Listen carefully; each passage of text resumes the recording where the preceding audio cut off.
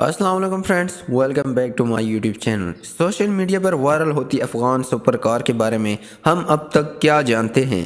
Kabul Bagram air base پر جب امریکی اور اتحادی افواج موجود تھے تو وہاں رات کو زبردست روشنیاں ہوتی تھیں، اور میرا یہ خواب تھا کہ کسی دن اس ایئر بیس پر میں اپنی گاڑی لے جا کر چلاؤں۔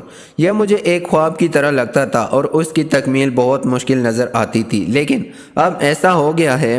افغانستان میں طالبان حکومت نے بگرام ایئر بیس پر میری گاڑی کی نمائش کی اور اس کے لیے ویسے ہی مکمل روشنیاں کی گئیں جو میرا خواب تھا۔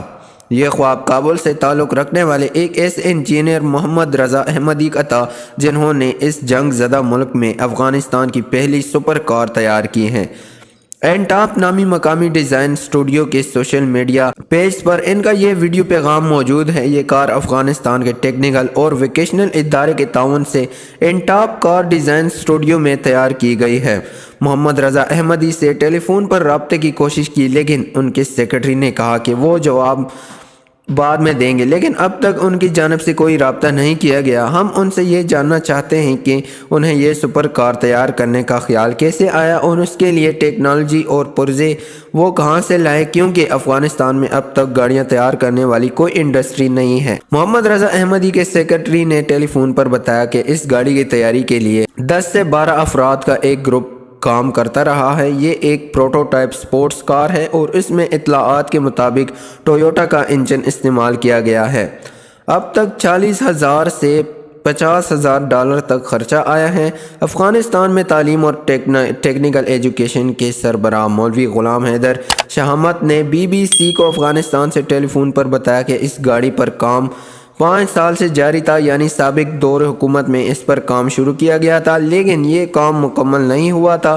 ان کا دعویٰ ہے کہ یہ کار طالبان کے دور حکومت میں مکمل ہوئی ہے۔ انہوں نے کہا کہ اس سے پہلے اس پر صرف 50% کام ہوا تھا، اور جب افغانستان میں امارت اسلامی کی حکومت قائم ہوئی تو کوئی 8 ماہ پہلے محمد رضا احمدی نے ان کے ادارے سے رابطہ کیا اور پھر اس پر مل کر کام شروع کیا گیا، اور اب اس پر کافی کام مکمل ہے، لیکن گاڑی اندرونی کام اب بھی باقی ہے، یعنی انٹیریئر اب بھی مکمل نہیں ہے۔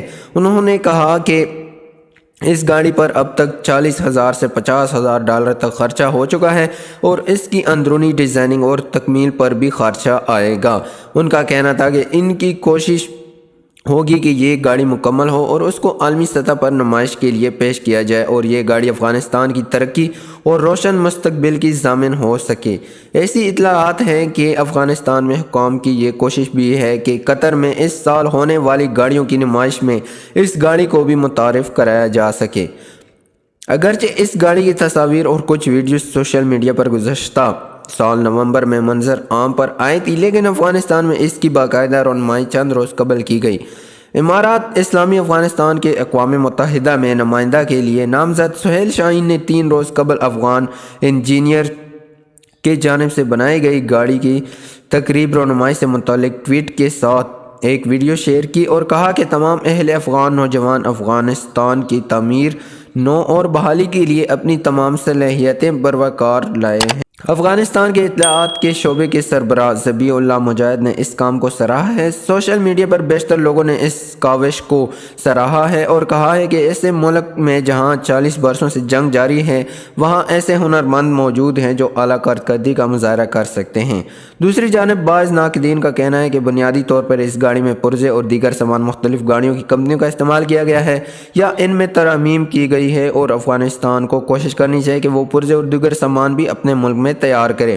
دوسری جانب محمد رضا احمدی اور ان کے ساتھ کمپنی اینٹاپ کے سوشل میڈیا پر گاڑی کے تیاری کے مراحل کی ویڈیوز بھی پوسٹ کی گئی ہیں کہ کیسے پرزے اور اس کی باڈی کو بنایا جا رہا ہے، کیسے اس کو خوبصورت بنایا جا سکتا ہے۔ تو آج کی اس ویڈیو میں بس اتنا ہی۔ اگر یہ معلومات آپ کو پسند آئی ہے تو ویڈیو کو لائک کریں، کمنٹ میں اپنی قیمتی رائے کا اظہار ضرور فرمائیں، اور چینل کو سبسکرائب کرنا مت بھولیے گا، اور ساتھ میں بیل آئیکن کو بھی دبا دیں۔ جزاک اللہ۔